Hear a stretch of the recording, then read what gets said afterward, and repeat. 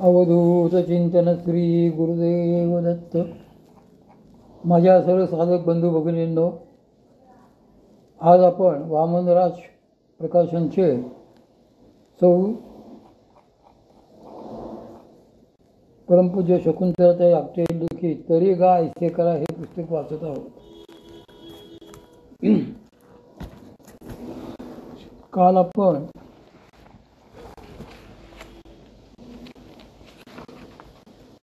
अहिंसक योगाचे शत्रू कोण ते पाहिलं. आज श्री भगवंत श्रेष्ठ हे बघूया. त्यानंतर अर्जुनानेच विचारले, तुमचा दुसरा शत्रू कोण आहे तेही मला सांगा. त्यावर ते योगी म्हणाले, जरूर सांगतो. आणि असे म्हणून त्याने पुढे सांगितले की अगदी एवढेसे जरी बिघडले तरी तेवढ्यासाठी किंवा स्वतःच्या घरात दुर्वास जेवायला येणार, पण त्यांना वाढायला अन्न नाही म्हणून जिने माझ्या श्री भगवंतांना त्रास दिला आणि त्यांना उरलेले उष्ट्या असे एक शीत खायला दिले, ती 5 पांडवांची प्रिय पत्नी द्रौपदी ही माझी दुसरी शत्रू आहे. तू ठार करशील का तिला? तो प्रश्न ऐकून अर्जुन पार हादरलाच. तो चाचरत म्हणाला, का सांगता? एक अबला तुमची शत्रू? त्यावर ते म्हणाले, हो, ती देखील माझी शत्रू आहे. त्याचे कारण माझ्या भगवंतांना तिने पदोपदी खूप त्रास दिलेला आहे. द्यूत प्रसंगी कौरवांच्या राजसभेत तिचे सगळे पती तिच्या शेजारीच होते, तरी सुद्धा भर सभेत तिला भगवंतांचा दावा करण्याची काय गरज होती? तिचे 5ही पती नामर्थ होते काय की ते तिचे संरक्षणही करू शकले नसते? तरीही तिने श्री भगवंतांना त्रास दिल्यामुळे ती माझी दुसरी शत्रू आहे. ते ऐकल्यावर अर्जुन त्या योग्यांना क्षमा मागून हात जोडून म्हणाला, आपण मला ब्रह्महत्या स्त्री हत्या यांचे पातक घडवणारच असे दिसते. माझे काही खरे नाही. आपण मला कृपा करून काहीतरी क्षत्रियोचित असे कार्य सांगा ना. त्यावर ते हसून म्हणाले की ठीक आहे ना, ऐक, तुझ्यात थोडा तरी पराक्रम शिल्लक असेल तर तू क्षत्रिय कुलाला कलंक लावणाऱ्या आणि माझ्या सख्याला स्वतःच्या त्याचे सारथ्य करायला लावणाऱ्या अर्जुन नामक निर्लज्ज योद्ध्याला तरी ठार कर. तोच माझा तिसरा आणि सर्वात मोठा शत्रू आहे. ते ऐकून अर्जुन अत्यंत लज्जित झाला. त्याचा अहंकार गळून मान खाली घालून तो मग शरमून त्यांना म्हणाला, महाराज, द्या ती तलवार. तो पापी मीच आहे. मी आत्ताच माझे मस्तक धडावेगळे करतो. हे ऐकताच त्या योग्याने प्रसन्नतापूर्वक हसून ती तलवार मग त्याला वेदोक्त आशीर्वादासह दिली आणि तो घेऊन अर्जुन खिन्न मनाने रसापाशी परतला. इकडे देव मात्र रसातच स्वस्थ बसलेले होते. त्यांनी तलवार हाती घेऊन खिन्न चेहऱ्याने येणाऱ्या अर्जुनाला पाहून त्याला विचारले की काय झालं रे, परत का आलास? त्या माणसाला काही विचारलेस का? त्यावर डोळ्यात अश्रू येऊन अर्जुन क्षमा याचना करीत म्हणाला, देवा, माझी मोठी चूक झाली. माझ्या सगळ्या प्रश्नांची उत्तरे मला बरोबर मिळाली.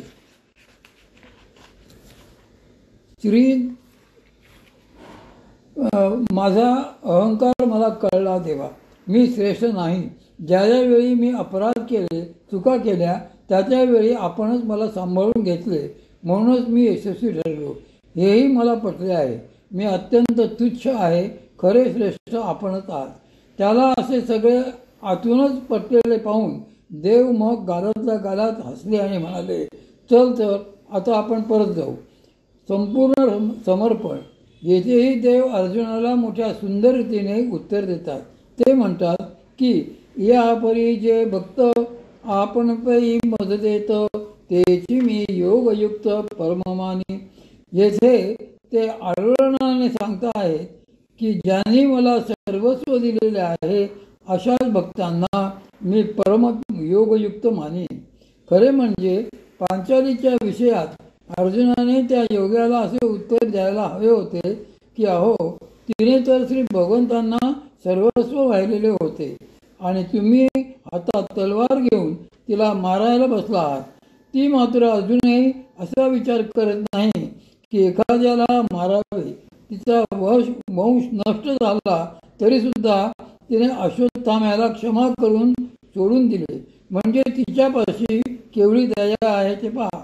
पण हे बोलणे अर्जुनाला त्यावेळी सुचलेच नाही, कारण ती श्री भगवंतांची माया होती ना.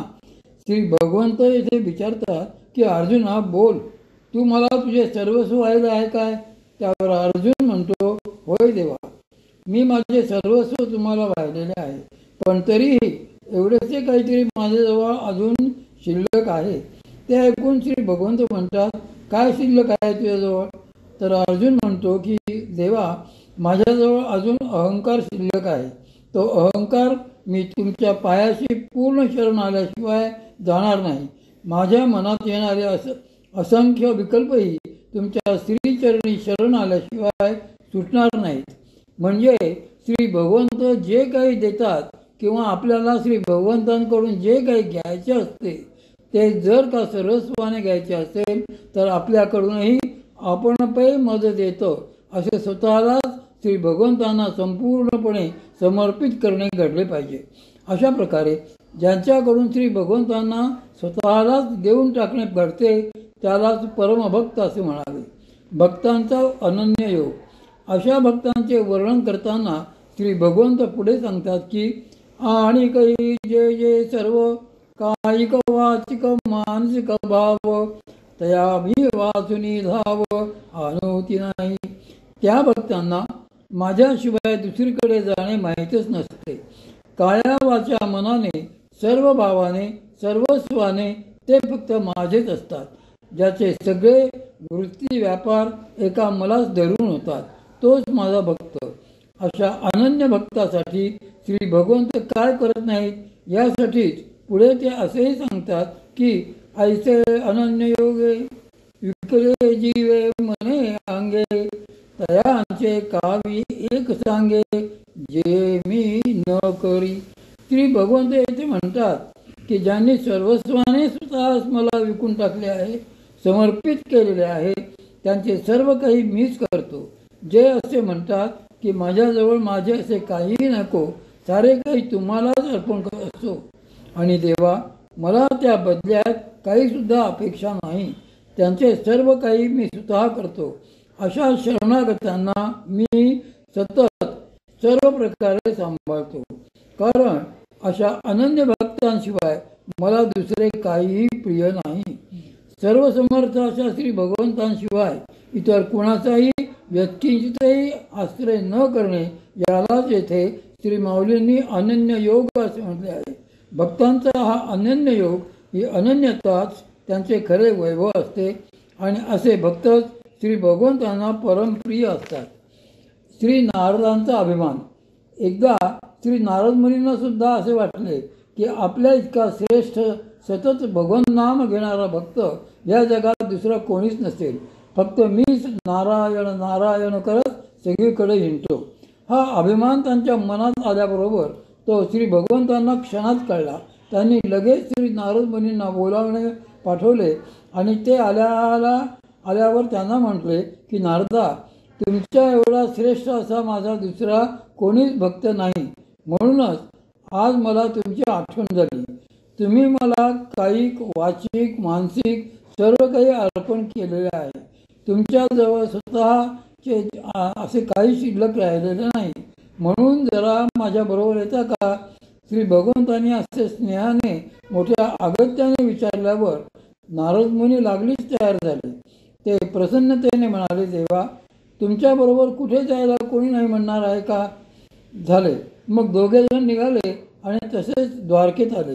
श्री भगवंत नारद मुनींना म्हणाले, मुनिवर्य, आपण आता येथे स्वस्थ चित्ताने राहा, नाहीतरी नारायण नारायण करीत सर्व जगात हिंडता. त्यापेक्षा आमच्याच जवळ राहिलात तर काही प्रश्नच येणार नाही. आम्ही येथे सतत डोळ्यांना दिसत असल्यामुळे आमचे वेगळे नाम सुद्धा घ्यायला नको. त्यावर ठीक आहे असे म्हणून नारद मुनी तिथे द्वारकेलाच श्री भगवंतांच्या मागे राहिले. 2 दिवस गेले, 3 दिवस गेले आणि एके दिवशी रुक्मिणी देवीने नारद मुनींना विचारले की मुनिवर आपल्याला कुठे फेरफटका नाही का मारायचा? ते ऐकून नारद मुनींनी रुक्मिणी देवींना विचारले, का बरे देवी, तुम्हाला माझा एवढ्यातच कंटाळा का आला की काय? त्यावर रुक्मिणी देवी हसून म्हणाल्या, नाही हो, तसे नाही, पण तुम्ही नेहमी नारायण नारायण म्हणत त्रिभुवनात हिंडत असता म्हणून विचारले.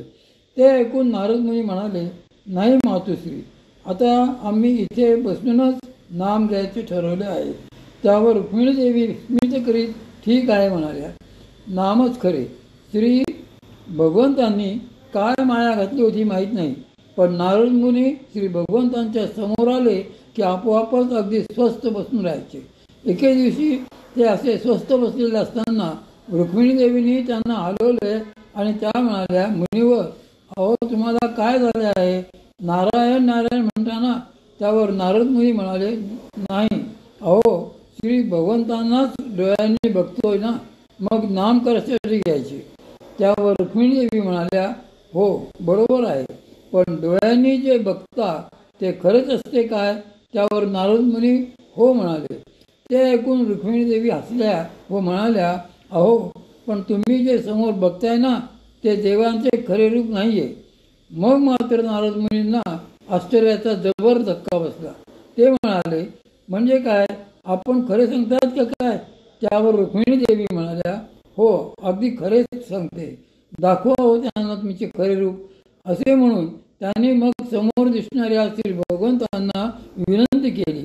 त्यांनी दाखवा असे म्हटल्याबरोबर श्री भगवंतांच्या जागी नारद मुनींना कधी श्री रामा तर कधी आणखी कोणी गोप दिसायला लागले. मग मात्र नारद मुनी घाबरले आणि म्हणाले, अरे म्हणजे येथे तर गोपच श्री भगवंतांचे रूप घेऊन उभे आहेत. मी हे जे काही रूप बघत होतो ते जर खरे नाही तर मग खरे रूप कोठे आहे? त्याने असे म्हटल्याबरोबर तेथे प्रत्यक्ष श्री भगवंत प्रकट झाले आणि ते हसून म्हणाले, नारदा, नारायण नारायण हेच खरे आहे. लक्षात ठेवा, तुम्ही कितीही ठरवले ना की प्रत्येक क्षणी आमचे नाव घ्यायचे, तरी सुद्धा आमची